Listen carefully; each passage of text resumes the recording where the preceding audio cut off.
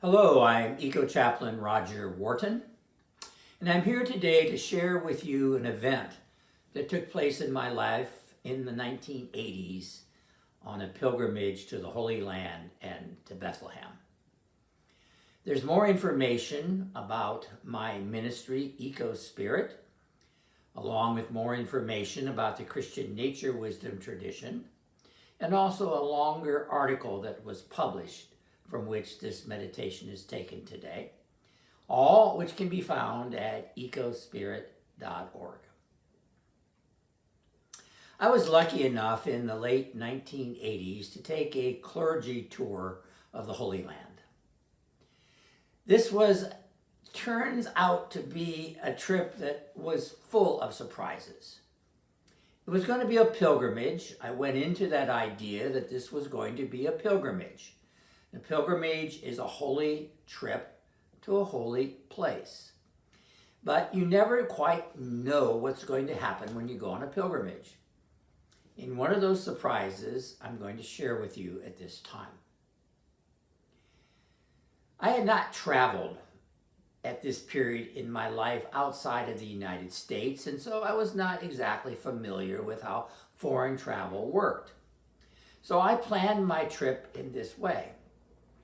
I would spend a week on the clergy tour with its route itinerary and all the arrangements, the meals and the travel and the transportation already arranged for me. During that week, I figured I'd be able to kind of get a lay of the land and figure out how to spend the next week on my own. Well, that first week was marvelous in itself. And during that week, I decided there were some places I wanted to go back to, some places that we did not visit that I wanted to visit. And so when the rest of the clergy left to go home, I stayed behind in Jerusalem. And I had a room at St. George's Episcopal Cathedral there in their guest house. Their guest house was just a short distance from the gate into the old city of Jerusalem. So I was able to wander around in and out of the old city and come back to a comfortable place for the day. Well, one place that I really wanted to go was Bethlehem. You see, we went there on the clergy tour, and Bethlehem is a very interesting place, of course. There is an old church, I think which dates back to about the 4th century, that is built over what is supposed to be the traditional site of the birth of Jesus. Now, in this tradition, Jesus was born not in a wooden stable, but in a cave. And as such, we get this symbolism of Jesus being born in a cave, which represents the womb of the earth.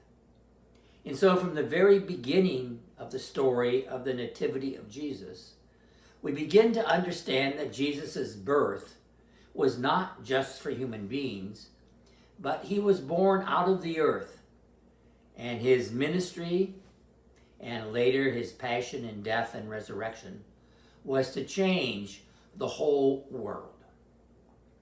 So this church is built over this cave, and so when you get to the church, you climb down these steps into this grotto. And in the grotto, there are several shrines, and one shrine is what's known as the Star of Bethlehem. And there on the floor, there's this silver star. And that silver star is the traditional spot where Jesus was born. And so when you go on a tour, you can take a few seconds and kneel down there at that shrine and put your hand on the star and, kind of roam around a little bit while other people do that. And then the tradition is that when you leave the shrine, everybody in your tour group sings Silent Night as you walk out. Well, that was a nice visit, of course, but it was not what I really wanted. I wanted something deeper. I wanted something more special to me. And I figured the only way to accomplish that was to go to Bethlehem by myself on this extra week. So that's what I did. I took the little public transit ride to Bethlehem, which is about 3 miles from where I was staying in Jerusalem. And I got there early in the morning and I went into the church and I walked down the steps into the shrine, and I went with the intention of spending time there, as much time as I could, alone. Well, my wish kind of came true, I guess. I had a lot of time alone, not totally alone, because every once in a while a group of tourists would come in, do their thing, sing Silent Night, and process out. Well, it was kind of neat because a lot of the tour groups were not English speaking, and so I heard Silent Night in several languages that day. But there was not a busy day, and there weren't many tour groups, and so I had a great deal of time alone, by myself in there, for my own private prayers and meditations, which were all very special. Well, when I felt that my time was over there and the tour groups got a little more busy, I left. And I ended up in the town square in Bethlehem. Now, the next place I wanted to visit is another, what we call, traditional site, which means it has no link to a historical site. Traditional site is a site that Christians over the centuries have been worshiping at, saying this is the place where such and such happened. Well, the place that I wanted to visit was the shepherd's pasture, the field where the shepherds were when the angels made the annunciation to them of the birth of Jesus. So I inquired around, trying to figure out how to get to the shepherd's field and where it even was. So finally, I talked to a taxi driver, and he says, "Oh, I can take you down there. It's not very far." And so we got in the taxi. We went down the hill to the shepherd's field. And I said, "Oh, how am I going to get back?" And he says, "Oh, it's easy to get back because there'll be tour buses coming all day. And if you just ask the bus driver, they're pretty friendly. They'll take you back up the hill." I said, "Okay." So I began my second leg of that pilgrimage that day into the shepherd's field. Well, as I was walking in through the gate of the shepherd's field, kind of this little road that went into the sacred area, there was a couple of people, I think they were Swiss, that were leaving. Now, it was still pretty early in the morning.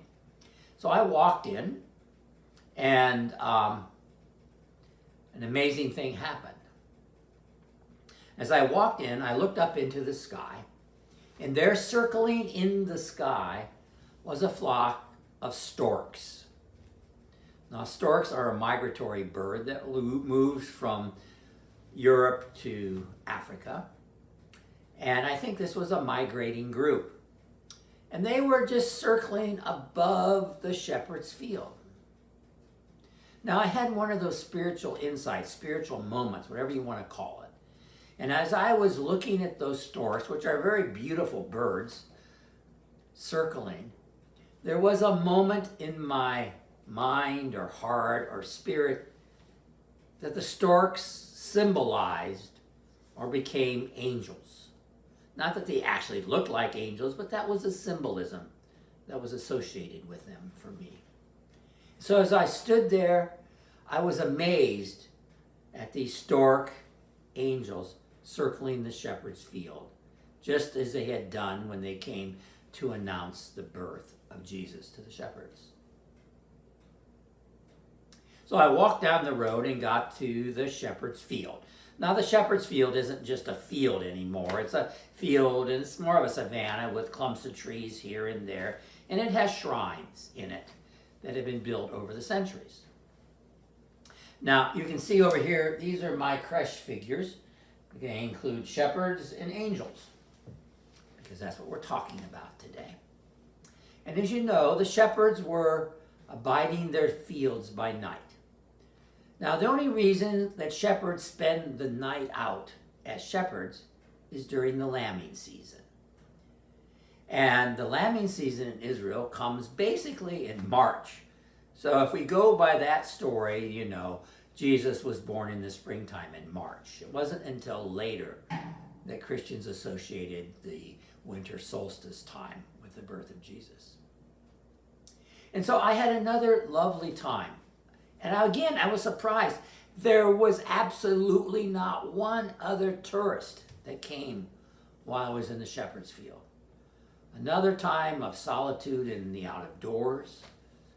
I meditated, I rested my back against the trees, I sat in the shrines. You know, I did all the kind of stuff that I wanted to do by myself without interruption.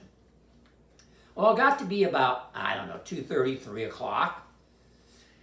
And I decided it was probably time for me to head back up the hill to Bethlehem. Well, of course, I got out to the front gate, and as I expected, there had not been any tourists. There wasn't a line of tour buses there, or taxis, or any other mode of transportation to take me back up the hill to Bethlehem. Well, I started up the hill. Now, it's 3 o'clock in the afternoon in Israel, and it's hot. And I am not a happy person in the heat.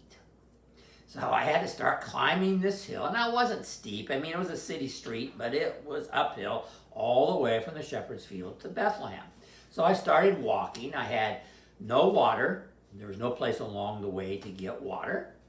And I just kind of became unhappier and unhappier as I was forced to walk the hill to Bethlehem. Well, someplace along the line, I had another one of those spiritual moments. And all of a sudden, I realized that, I was walking up the hill just as the shepherds had walked up the hill to visit the baby Jesus. And so from that moment on, what was drudgery became a pilgrimage. And my heart lifted, my feet were easier to move, I wasn't dying of thirst anymore, and I won't say I danced, but I walked very swiftly and happily up the hill to Bethlehem. I got to Bethlehem, I got to the square, and I started inquiring again, how am I going to get back to Jerusalem? Well, I got information, and there's a bus line that goes back, and the last bus leaves at 4 o'clock, which wasn't many minutes away from when I found out about this. So I went down and caught the bus. Now, you have to realize that in Israel at this time, and it may still be the same, there were two bus systems, basically. There was one bus system that had all the new fancy air-conditioned buses that the Israelis could ride in and tourists. And there was another bus system that was for the Jordanians, the people that were not Jewish. And that bus was a rather rundown, what we would call old school bus.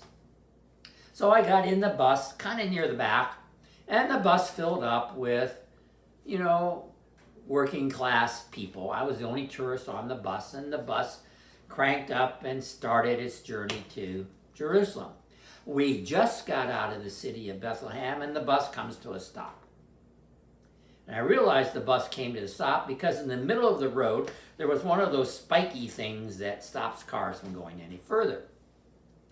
And when we stopped, the bus door opened, and in came 4 Israeli soldiers with their Uzis. I thought, oh boy, this is going to be interesting. I had left my passport at the safe at the hostel because I didn't want to lose it in my travels. I thought, oh boy, I don't have any passport with me. This will be interesting.